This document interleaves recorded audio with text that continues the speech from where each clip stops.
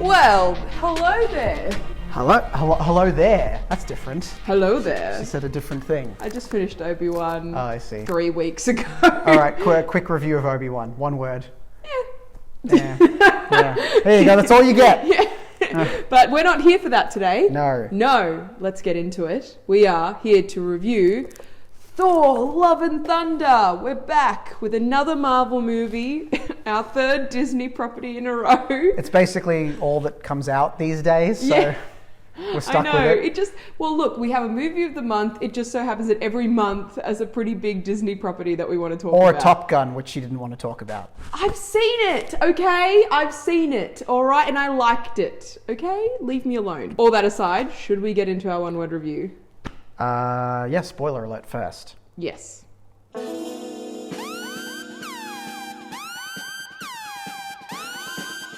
All right, so one-word review. So quick recap. This is our very first thing. Normally what we say to each other after we've seen a film, and this is all we actually know of each other's opinion. So my one-word review is also known as Scream. Yes, I think that's very, very appropriate for many reasons. Yeah, I think. I apologise for the sound. Anyone who's seen the film will know immediately what that is. Yes. And yours was? Splits. Oh, what could that be I know what that's referring to. Yeah, I think, look, everyone in their mum has seen the film now. Everyone knows what that's referring to. It's a reference to the movie we saw. Now, we have literally no idea what the other one thought of this movie. We're doing it properly this time. No, last time we did it properly too. Did we? Yeah. We just didn't, it's the first time we didn't do it properly because we wanted to talk about Multiverse of Madness. And then we went to see it together. Okay, well then, general thoughts. Do you want to begin, Rob? Yes, I will. Okay. I think how do I put this? Oh, no. Okay. Now, obviously, Thor Ragnarok, we can all agree, is one of the best MCU films, like, of the whole lot. Are you about to shit sandwich Thor, Love and Thunder? Don't jump me. Okay. So, the thing with that is it's Thor Ragnarok was such an amazing film. So of course I went into this one, very excited. I wasn't expecting it to be as good as Ragnarok because Ragnarok is like within the realm of MCU, kind of a perfect movie. Now, while I had just as much fun in Love and Thunder as I did in Ragnarok, the main word that comes to mind when thinking about Love and Thunder is train wreck. Yeah. Oof, that's rough. Yes. Now, let me clarify, because a lot of people are going to think that means I hated this movie. And I did not hate this movie. Okay. You cannot Did you possibly... like this movie? Yes. You cannot possibly hate a film that is having this much fun with itself. But I can't get around the fact that it was a total fucking disaster, in my opinion. Okay. Yeah. I also had fun with this movie. I thought it was very funny. I thought it had its issues though. I did. So I did not love...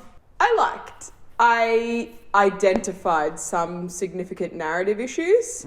It more so felt like they had a much longer movie and then some exec told them that they had to shave like 45 minutes off of it. Well, we know that is the case because Jeff Goldblum was supposed to be in it, Lena Headey was supposed to be in it, and both of them were cut out of the film. So, I mean, I've got theories as to who Lena Headey was supposed to be playing. I think she was supposed to be... I mean, I've got no proof of this whatsoever, but I feel like that, she was probably playing, in my opinion, Angela, and Angela was going to be positioned to be Valkyrie's love interest. Because clearly... Isn't she a bit older? Maybe. I mean, Lena Headey's like... Edit, Rob. Can you put up on the screen how old Lena Headey is and how old Tessa Thompson is? Thanks. Yeah, sure. I'll try my best. But I think the thing is with that is that comes down to even first the structural problems and the story problems. It's just like you can let's just get into it. Go on. Yeah, you can feel the lack of coherence in much of the plot, much of the story, and much of the arcs and even the themes, I think. I don't know if I agree with you there. Right, I think for me, my main thing, I think the themes and the concept was there. I think, like I said, I think this is a very funny film. So getting into character, I want to start with Natalie Portman. I think when she was used right and when she was used well, she was excellent. I thought her character was great. I thought her, like, you know, superhero element was used really well when she was actually used right. I can't agree. I couldn't agree more on that because, you know, even though I'm saying that, like, yeah, I think the film didn't ultimately work, I actually love quite a lot about it, which is why, again, I didn't hate this movie. And two of the things that I loved more than anything was Natalie Portman as Jane and Christian Bale as Gore. One thing I actually haven't talked about yet, which I actually think was done really well, is that her consistency from her previous iterations as Jane. It would have been so easy for Taika Waititi to just make her like a new version of Jane. But if you were to watch her in Thor and in Thor the Dark World and then this, it is the same character. You know, it's been years. When did Thor the Dark World come out? Like 2013. 13? Yeah, so almost 10 years. And she is still that same character, just obviously more evolved. I think she lent into the humor really well. I think she lent into the emotion. And it's like the first time across this whole series that she and Chris Hemsworth have even had chemistry. Like during that scene where they're on the boat and he's talking about, you know, how he wants to feel shitty about something. Yeah. I'm like, yeah, I'm actually feeling the heat with these two now. Like, feeling the shittiness. Yeah, like I've never felt the actual love between the two of them, and now I did. So I was like, okay, Natalie Portman, she's actually giving it her all and having a bit of fun in one of these blockbuster movies, which is very rare for her. But before we get into that, let's talk about Gore. Yeah. Oh my God, Christian Bale is maybe one of the best, like, villains. Yeah, no, I think he in general. I mean, look, his motivation is very sympathetic and was incredibly well done. Like from that opening scene, I was like, nice, that's how you set up a villain. Yeah, the opening scene of this movie was beautiful. And I think there's a few different scenes within this movie that are just stunning and they're exceptionally well done. Technically, from a narrative point of view, I love how evil he is. I love how, like, sickening he is. He's scary. I've said this a few times, but he's the villain from the MCU that I would be scared to be in a room. Yeah, I mean, the scene where he's like, you know, tormenting the kids by ripping the head off that snake or whatever, that was like, I mean, like evil Sesame Street. I was looking at that being like, that's genuinely frightening. Yeah. You know, like, and he's having so much fun with it, and he's hamming it up in the best way. And I think he's really done well, because at first, I will admit, when they cast Christian Bale, I mean, it's Christian Bale, but I was a bit like, isn't he? Same with Natalie Portman, you're like, aren't they going to be too serious? Like, they're too, like, serious actor for a Taika Waititi movie. But I think he actually traversed the balance nicely, where it's like, he was scary when he needed to be, but he was a bit stupid when he needed to be. The absolute barrage of ad-libs and repeated jokes, I think it actually gets in the way of their stories, which were genuinely tense and genuinely heartbreaking. I think this is the issue with the movie, though. I think that this Ragnarok was a much more fluid and more cohesively told film. It had a narrative with a starting point, a middle point, and an end point. It had characters with very clear arcs. This movie is not that. Well, I mean, that is then an issue, then, is it not? The fact I mean, not necessarily. Not if that's not what you were going for. However, I wonder how much was left on the cutting room floor. And my guess is that he probably turned in something that was more of the classic Marvel 2.5 hour length, and maybe Kevin Feige was like, dude, this is not making any sense. Cut it out to the barest, most painless version of this. If you look at Thor's arc, at least the way I took it, it's like, okay, he's lost himself because he apparently, you know, keeps people at he keeps people at arm's length, and he doesn't know how to connect. And I'm like, when he's talking to Star-Lord in the same scene, he's like, I envy you for having a team of people that you love. I don't know what that's like. Fucking what? The Avengers? 4 movies of the Avengers? No. Like, he was never really part of the Avengers. He was hanging out with them. He was having drinks with them. Like, he was helping them. He was allowing them to try and lift his hammer. No. Like, Rob, you are getting your comics and your movies confused. I'm talking purely about the movies. He was there having drinks with them in Avengers They were Age not of friends. Ultron. At no point, think about it this way, right? In Avengers, he's just doing it because of his brother. In Avengers Age of Ultron, he's just doing it because he had a vision, and then he comes comes back. No, and at the goes beginning, he's having drinks with them at the having fun, party. but he would have drinks at a party with a random pirate lady in the middle of the ocean. Like, that is not part of it. And then in Infinity War, he's off on his own adventure with Tree and you know, Rabbit and that sort of thing. And again, dealing with his people. The one Avenger he has connected with the most would have been Hulk in Ragnarok. Well, what about his Warriors 3 and Sif? He's been mates with them for thousands of years. It's totally implied in the first Thor that like he and them have been on like thousands of years worth of adventures. But it's also implied in the first Thor that he's arrogant and not a good leader, and it's not until later that it's actually revealed that he is one. So I would say that he's not experienced the team building and the family nature that he had as the Guardians have together. I don't know if I buy it. Like, I that's don't think the thing. he had. Like, I think the closest he got is to Jane, hence this movie. But so from this point here, we obviously, there's a lot of time, I'm going to say it, a lot of time wasted of just, you know, interpersonal jokes between Thor and Jane, reminding again what, you know, happened. I did like their little up moment where Korg like narrated the story, the love story. That was a really nice moment. It's cute. It's definitely cute and funny. But again, a lot of time being dedicated to this. A lot of time being dedicated to them just talking about, all right, the kids have been kidnapped. What are we going to do? Where are we going to go? Should we go there? Oh, that didn't work. And it's just like it's like 10 minutes of them in like 10 to 15 minutes of them like in the little Asgard hall. Oh yeah, in that weird hall thing. With the weird hall, and then bloody, you know, Idris Elba's child's floating head. Like, as soon as that happened, I was like, this isn't getting any better. You know, like, it was so bizarre and weird, and it looked bad. It looked so bad. I will say that is something I didn't touch on in the general thoughts section. I thought there was a lot of like CG in this movie. And not polished. Yeah, like not particularly No. particularly in the fight scenes. In the fight scenes that were like very colourful and there was a lot of lasers and things going on. Whenever someone was jumping, I was like... I do think though, I mean, I love that each fight scene was visually different. Yes. Nothing was sometimes these Marvel movies, by the time you get to the third act, it's like a hodgepodge of everything we've seen earlier. Whereas every fight scene here was different. Yeah. Which I really liked. Yeah. And like, oh my God, can we talk about Russell Crowe? Now we want to talk about before, oh no. Let's talk about Russell Crowe. You are going to be in the minority, sir, because a lot of people loved No, I was laughing my ass off. But...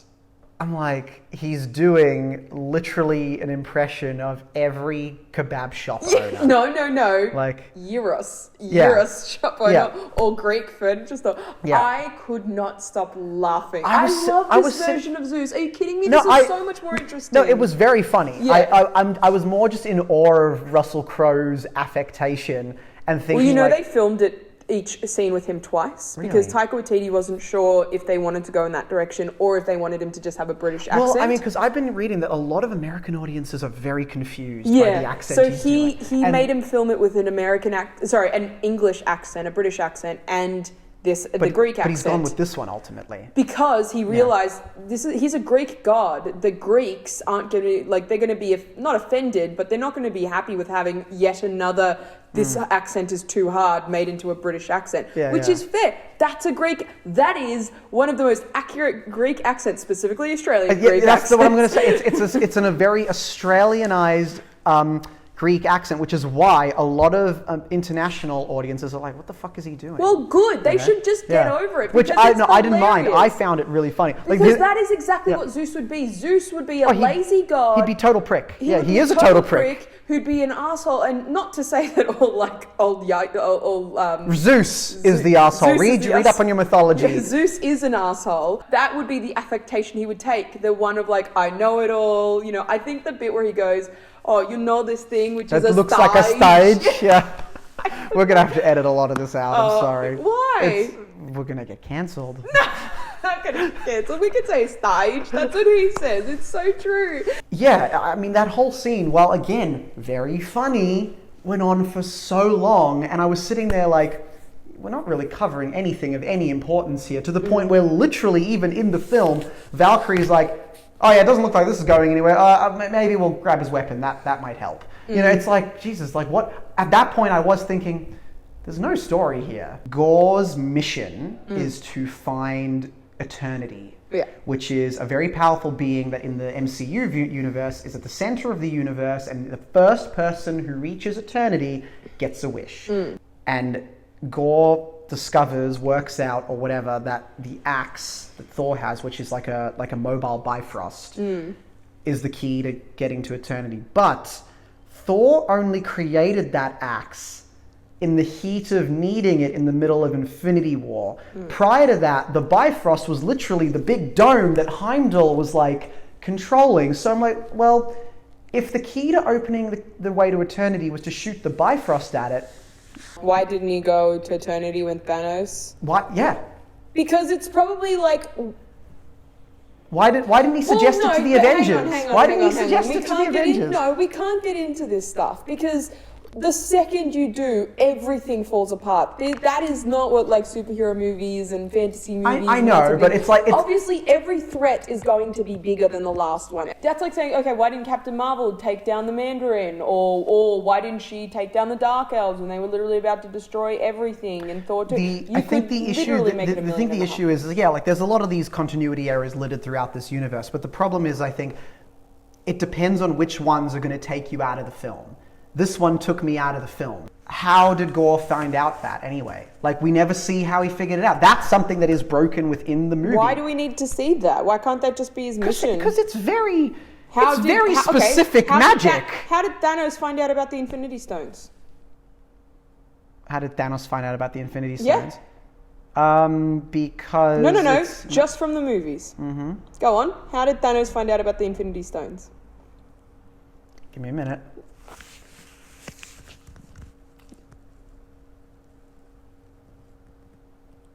I'll get it. It's not there. Yeah. No, it's never explained. It's never explained. We see the not even the beginning. We understand an explanation of his ethos. I think it's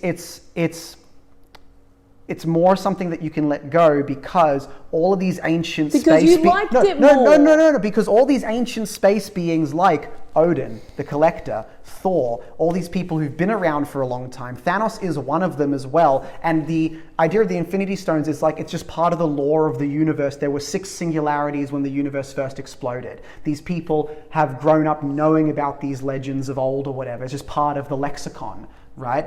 In the case of finding out this, it was a secret. Him finding the secret of how to get to eternity. No one knew. How did he find that out? The Infinity Stones is very different because that's part of the natural lexicon. So was the Soul Stones location. The Soul Stones location was a secret. You're just being nitpicky because you didn't like this movie as much. That's what it is. Anyway, let's move on. Then we get to the final moment. He finds the kids. He finds Gore. Why did Gore keep the kids? Because he lost his daughter. Again, it's like it's actually no. It's there. It's there. He would have kept the kids because that's the only thing that would have dragged Thor out to that planet so he could steal the axe.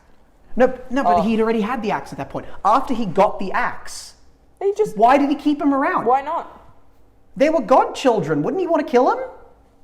No, because they weren't all godchildren. They were like... As far as he was concerned, they were godchildren. They were Asgardian children. I think the issue there is that he hasn't... Like, we didn't see him having killed any children. Although that is an amazing fight scene when he's like, you now have the power of Thor! And then they all are just like... And from now on, Thor, whenever we're in a battle with a giant villain, when you've got like, all right, Falcon, come, just Black Widow, come here. All right, everybody, pick up something. Odin Force, just from now on, that's what you've got to do. Isn't that in the comics too? What, that he can just give his Thor power? Not really. He can't. Not really means yes. Ha! No, not really. I don't think I've ever read a comic where he's bestowing the Odin Force on people. Editing Rob, you go through your comics and you find that I'm right. So there are 2 after credit scenes. First one is Zeus, all mad because he got killed, but he wasn't killed. And then we see who has been cast as Hercules in the MCU, who is from all intents and purposes, a very big character in Marvel in general. Yeah, he's a popular one, sort of. I love the casting because it's completely left of field, but I was like, of course, you hate the casting. I don't hate the casting. Okay. So, in case you don't know, we're talking about Brett Goldstein playing Hercules. Yes. I don't hate the casting. I just have... It didn't get me excited. at all. I just thought like, all right, like they got effectively some guy as far as I was concerned. No. See, if you have seen Ted Lasso, I've seen enough clips of him in No Ted Lasso. clips. I know that he's like the fan favorite character or you whatever. can't see clips. You need to experience his storyline. The thing that was a little bit off about that is that he is obsessed with being the hero and obsessed with achieving glory. So the fact that Zeus was talking about how people no longer bow to gods anymore, they bow to heroes. You know, Hercules, can you go fuck up Thor for me, please? And then he's just like, yes, father, I will do it. I'm like, nah, I don't know. Like Hercules would be like, no, I want to be the hero because that will get me glory. That's obviously going to be the origin story. Obviously, that's what I'm saying. I think obviously they might build him that way, but I'm just like, okay, you know, like it didn't. I felt nothing from seeing Hercules because he was just this blank slate guy who was sent to fight Thor. I didn't get excited. Now is a look and feel. That is literally and all the look didn't exactly fit right, and the feel didn't fit right. What do you mean the look didn't fit right? He wasn't a huge guy. Like, he was a lean guy. But again, in like ancient Greek Hercules, he wasn't a huge guy. We're not talking ancient Greek Hercules. We're talking Marvel Hercules. No, but we are. We're talking Marvel Hercules in actual Hercules form. I think that's the point behind what? Taika Waititi. So a lot of what Taika Waititi took from this movie was literally from like myth and legend, like the stupid goats and like a lot of the Thor's stuff got from the those God goats elements. in the comics too. Yeah, sure, but I think he literally, I remember seeing in an interview that Taika Waititi was saying, no, I just took a bunch of stuff from mythology. Like, that was the original comic book, you know.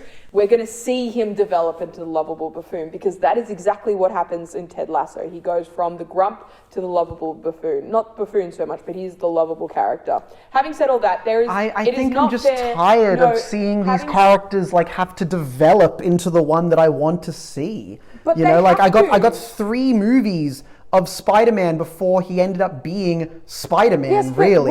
I got a whole 6 episodes of Miss Marvel before she became Miss Marvel. You're not being fair to non-comic book readers like myself.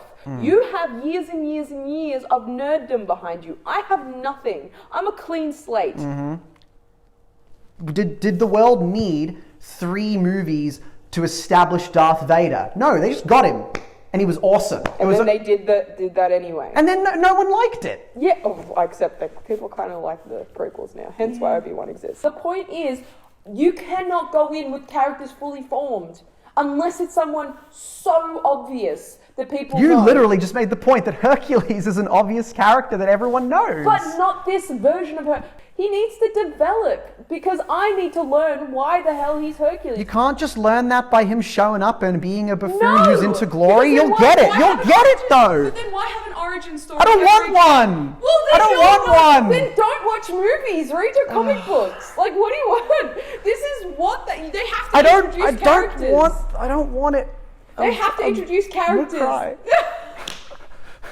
They have to introduce characters. You have to think about it from a cinema's perspective. We're not talking about... This isn't just for comic book nerds. This is for everyone. I'm not asking for it to just be for comic book nerds. But you are, because you're not wanting any origin story. You're wanting them to come in and I'm saying that, like, it's not that I want them to come in and just get it. It's more just like, okay, I mean, like, in the case of, say, Miss Marvel. I liked Miss Marvel, by the way. I thought it was a good show. But it's a great show. Yeah, but, like, it was, like, almost to the point where it's, like, a whole 6 episodes to get her into the costume. Yes, it's her origin story, Rob. I'm sorry for the sound. It was her origin story, Rob. Couldn't you just, like... No, absolutely not. And we don't have time to get into why we absolutely could not have her begin where she ends at the end of that show.